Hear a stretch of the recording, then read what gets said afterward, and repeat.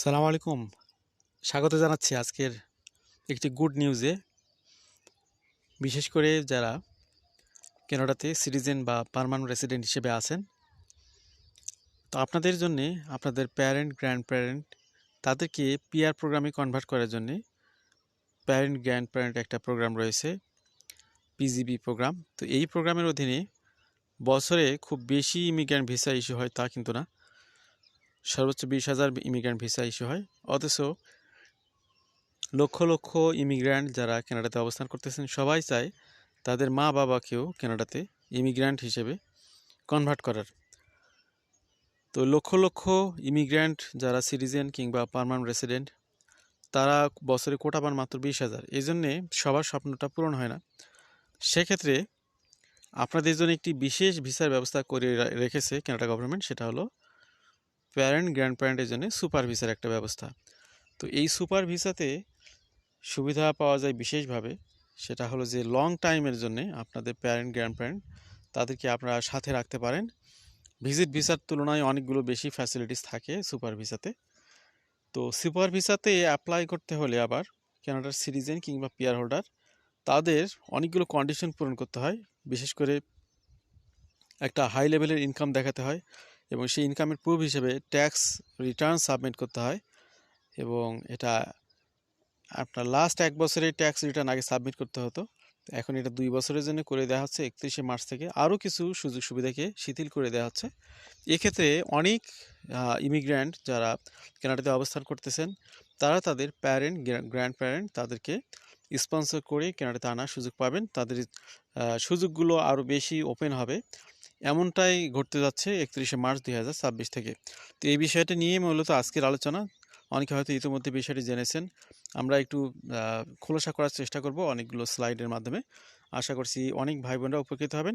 যারা এখনও citizen PR holder হননি, তারা এগুলো জেনে রেখে উপকৃত হবেন যে ভবিষ্যতে পিআর হলে আপনি কোন কোন কন্ডিশনে আপনার প্যারেন্ট কিংবা গ্র্যান্ড প্যারেন্টকে এখানে সিটিজেন বা পিআর এখানে তাদেরকে সুপার ভিসা আনতে পারেন সহজেই।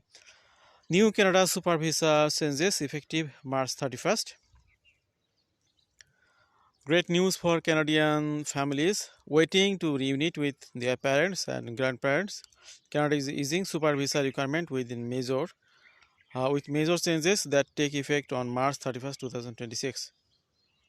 তো 31শে মার্চ থেকে মূলত এটা কার্যকরী হবে। ইমিগ্রেশন, রিফিউজি এবং সিটিজেনশিপ কানাডা আইআরসিসি তারা এই বিষয়টি ঘোষণা দিয়েছে যে flexible new income calculation rules that will help thousands of additional families qualify for this popular family reunification program. তো আমি মাঝে মাঝে দিয়ে আপনাদেরকে বলেছি যে এখানে আপনি যখন আপনার প্যারেন্ট গ্র্যান্ড প্যারেন্টকে স্পন্সর করতে যাবেন, আপনার অ্যানুয়াল ইনকাম কত, আপনার সামর্থ্য কত, আসলে আপনি তাদেরকে ভরণ পোষণ দিয়ে রাখতে পারবেন কিনা, সে ক্যাপাসিটি আছে কিনা, সেটার প্রুফ হিসেবে আপনাকে বিগত 1 বছরের ট্যাক্স দিতে হতো, এখন এটা 2 বছরের জন্য করে দেওয়া হচ্ছে।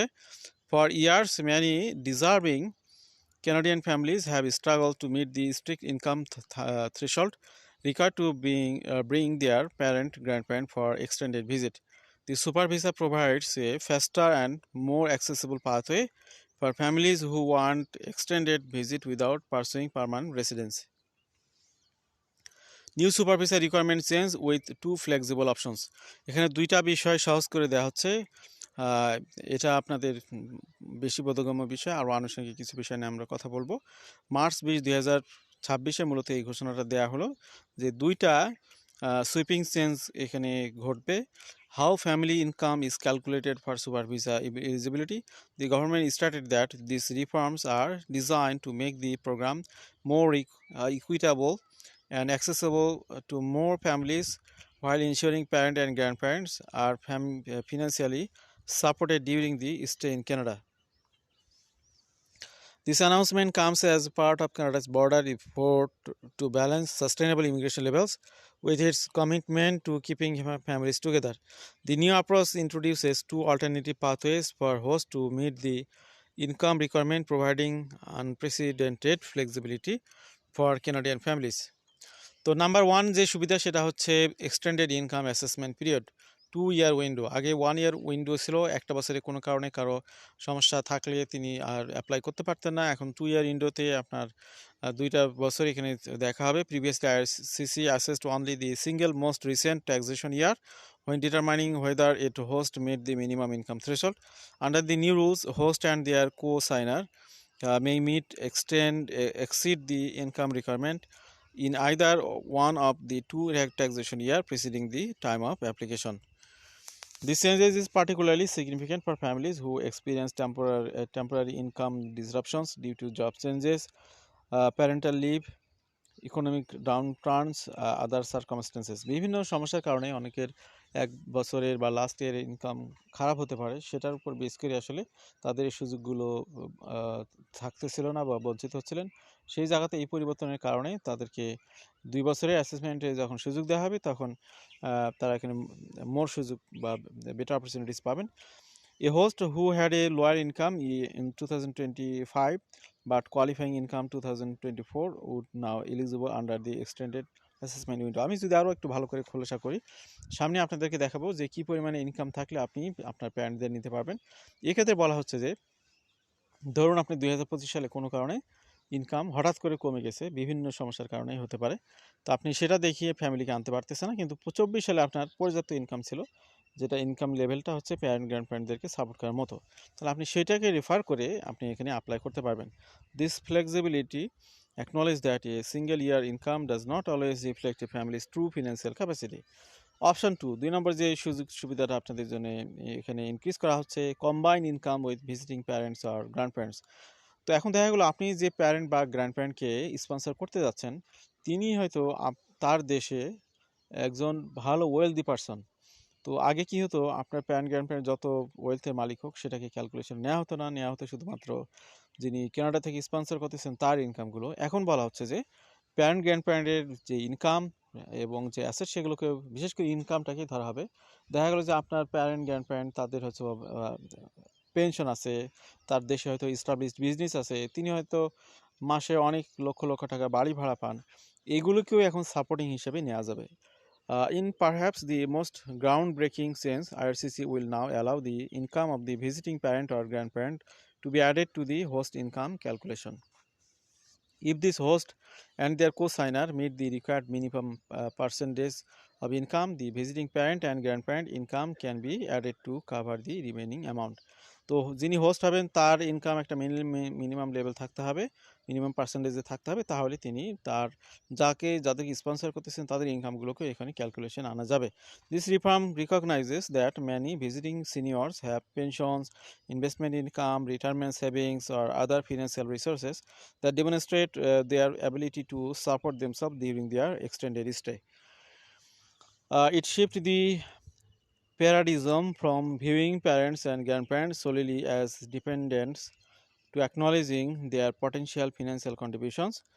For families where the host falls slightly short of the income requirement but the visiting parents have substantial retirement income, this option opens doors that were previously closed. Implementation timeline. তো 2টা মেজর চেঞ্জেসের বিষয় বুঝলেন, আরও কিছু আনুষঙ্গিক বিষয় disclose করব। 31শে March 2026 থেকে এটা হবে। All applications already in processing or submitted on or after that date will be assessed as against the new income requirement. 31শে মার্চের পর থেকে যতগুলো অ্যাপ্লিকেশন পড়বে প্যারেন্ট গ্র্যান্ড প্যারেন্ট সুপার ভিসার জন্য, সেগুলো এই নতুন ক্রাইটেরিয়া অনুযায়ী অ্যাসেসমেন্ট করা হবে। This means that applicants who submitted their super visa applications before the announcement but have not yet receive a decision will benefit from the new more flexible criteria. অনেকেই application submit করেছেন কিন্তু 31শে March 2026-এর পরে যদি result থাকে, দেওয়ার জন্য immigration officer আপনার ফাইলটাতে হাত দেয়, তাহলে নতুন রুলসের মধ্যে এটা পড়ে যাবে, এমনটাই বুঝতেছি আমরা। Importantly RCC has confirmed that families who were previously eligible under the old rules will continue to qualify. আগে যারা এলিজিবল ছিলেন তারা তো থাকবেনই। এবার আমরা আসি ফুল একটা গাইড আপনাদেরকে দিই সুপার ভিসা নিয়ে। অনেকে নতুন শুনতেছেন বা অনেকে হয়তো অত ক্লিয়ারলি বুঝতেন না, এবার আপনাদেরকে আরেকটু গাইডলাইন দিব আমরা। Full guide on super visa eligibility requirement 2026। 2026 সালে এই সুপার ভিসার জন্য কী কী লাগবে? To successfully apply for a super visa, both the applicant, parent, grandparent, and the host child or grandchild in Canada must meet specific requirements. Number 1 হলো host requirements, child or grandchild in Canada, যিনি Canada থেকে sponsor করতেছেন তার কি requirement fulfil করতে হবে। The host must demonstrate several key qualifications to support a super visa application.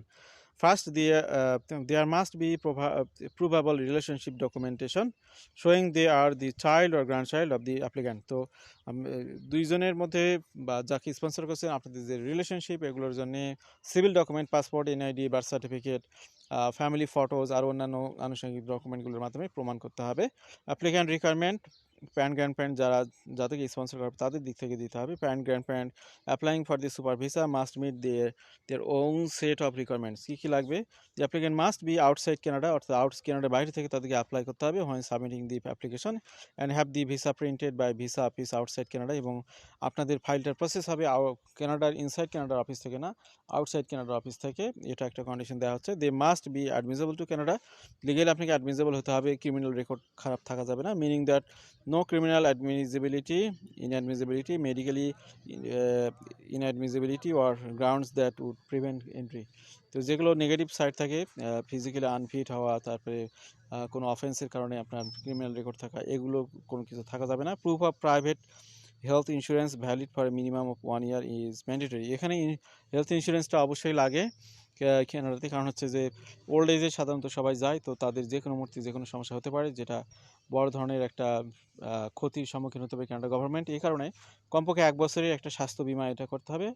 আগের নিয়ম অনুযায়ী এটা কানাডা থেকে করতে হতো, এখন এটা 2025 জানুয়ারি থেকে কানাডা গভর্নমেন্ট নতুন পলিসি অনুযায়ী আপনি পৃথিবীর যে কোনো প্রান্ত থেকে অথরাইজড এখানে হতে হবে, authorized by the office of the superintendent of the financial institution OSFI। এদের থেকে অথরাইজ যে কোনো মাল্টিন্যাশনাল প্রতিষ্ঠান বা ইন্টারন্যাশনাল প্রতিষ্ঠানের মাধ্যমে আপনি এই ইন্স্যুরেন্সটা করতে পারেন। The policy must cover health care, hospitalisation and repatriation with a minimum coverage $1 lakh. তো $1 লাখ ইন্স্যুরেন্সটা করতে হবে 1 বছরের জন্য। Applicant must complete an immigration medical exam with an IRCC approve panel physician. মেডিকেলের কাজটাও আপনার প্যানেল ফিজিশিয়ান থেকে করতে হবে, সব জায়গা থেকে করলে হবে না। They must also demonstrate genuine temporary resident intent, meaning they have strong ties to their home country and intend to leave Canada at the end of their authorized stay. আপনি দেশে কি কি রেখে যাচ্ছেন সুপার ভিসায় সেগুলো প্রুফ দিতে হবে। গাড়ি বাড়ি বিশেষ করে রিয়াল প্রপার্টি যদি থাকে এগুলো এখানে একটা বড় ভূমিকা রাখতে পারে। Minimum income requirement table for 2026, 2026 সালে কী পরিমাণ ইনকাম দেখাতে হবে যারা স্পন্সর করতে চাবেন তাদেরকে, তাদের এই তথ্যগুলো জেনে রাখা ভালো। This figure are updated annually and were last revised on July 29, 2025। তো 25 জুলাই এটা আপডেট করা হয়েছিল। এখন দেখুন, একজন ব্যক্তি যদি এখানে number of family members, minimum income required, তাহলে এখানে কানাডাতে যারা অবস্থান করতেছেন পিআর হোল্ডার কিংবা সিটিজেন হিসেবে তাদের কী পরিমাণ ইনকাম থাকতে হবে স্পন্সরের ক্ষেত্রে। একজন ফ্যামিলি মেম্বারের জন্য 30,526, দুইজনের জন্য 38,002, তিনজনের জন্য 46,720, চারজনের জন্য 56,724, পাঁচজনের জন্য 64,336, ছয়জনের জন্য 72,560, সাতজনের জন্য 80,784। ইচ অ্যাডিশনাল মেম্বার 8,224 যুক্ত হবে এই 80,784 সাথে। তো এই পরিমাণে ইনকাম আপনার থাকতে হবে কানাডাতে অ্যানুয়ালি। তাহলে এবার আরও বিষয়টা আমরা খোলাসা করব, how to calculate family size for super visa. Family সাইজটা কীভাবে ক্যালকুলেট করবেন? তো এখানে কারেক্ট ফ্যামিলি সাইজটা খুবই গুরুত্বপূর্ণ আপনার মিনিমাম ইনকাম থ্রেশহোল্ড প্রুফের জন্যে। এখানে কী কী বিষয় থাকবে? Super visa applicant and any other super visa applicant applying at the same time as such as spouse, the host child and grandchild, the host spouse or common law partner, all dependent children of the host and their spouse common law partner, সবাই এখানে যুক্ত হবে। any previously approved super visa holders still covered by active letters, আগে যদি কাউকে super visa দিয়ে থাকেন তাকেও এখানে হিসেবের মধ্যে আনতে হবে। any previously sponsored individual where the undertaking is still in effect।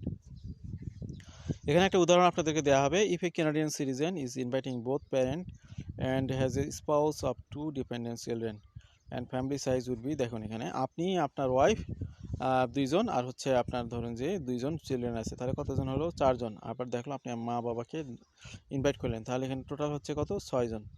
তাই না? তাহলে এখানে মিনিমাম ইনকাম আপনার শো করতে হবে ৭২,৫৬০। এটা হলো হাজব্যান্ড ওয়াইফ উভয় মিলেই আপনি এটা দেখাতে পারেন। Super visa application fee for 2026, এখানে কী পরিমাণ অ্যাপ্লিকেশন ফি লাগে সেটাও একটু দেখে নিন। এখানে সুপার ভিসা অ্যাপ্লিকেশন ফি হলো $১০০, বায়োমেট্রিক ফি ৮৫, লাইক ভিসার মতোই। মেডিকেল এক্সামিনেশন ২০০ থেকে ৫০০, হেলথ ইন্স্যুরেন্স ১৫০০ থেকে $৩,০০০ এটা ডিপেন্ড করতেছে হেলথ কন্ডিশনের উপর। For families applying together such as two parent, the application fee এখানে $200 হবে অ্যাপ্লিকেশন ফি, তারপর বায়োমেট্রিক ফি $১৭০। এইভাবে আপনার ক্যালকুলেশন আসবে। মেডিকেল এক্সামিনেশন কস্ট এটা কান্ট্রি টু কান্ট্রি ভ্যারি করে। Super visa processing time ২০২৬ processing time কেমন লাগবে এখানে এটা ভ্যারি করতেছে। The general processing time for super visa application ২০২৬ ১৩২ দিন গ্লোবালি। হ্যাঁ, এরপরে এখানে দেখুন ইন্ডিয়ানদের জন্য ২০৬, United State ২১৪, Nigeria ৪৪, Pakistan ১৩৭, Philippine ৪৬। এটা হচ্ছে টপ 5 কান্ট্রির একটা তথ্য ইমিগ্রেশন ওয়েবসাইটে দেওয়া আছে। এই হলো অবস্থা। এর আগে পরেও সময় লাগতে পারে, এটা ডিপেন্ড করতেছে সিচুয়েশনের উপরে। তো এখানে আনুষঙ্গিক আরও কিছু বিষয় আছে, আলোচনা আমরা দীর্ঘায়িত করব না, আমরা আলোচনার শেষ প্রান্তে চলে এসেছি। এখানে সুখবর হচ্ছে অনেকের জন্যই যে আপনার এখানে আপনার প্যারেন্ট গ্র্যান্ড প্যারেন্ট যাদেরকে আপনি স্পন্সর করতেছেন তাদের ইনকামটা এখানে শো করার একটা সুযোগ দেওয়া হচ্ছে, এবং আপনার ইনকাম যেটা দেখাচ্ছেন আপনি সেটা ২ বছরের জন্য ফ্লেক্সিবিলিটি করে দেওয়া হচ্ছে। আশা করি তথ্যগুলো কাজে লাগবে। ভালো থাকবেন সবাই। আল্লাহ হাফেজ। সালামু আলাইকুম।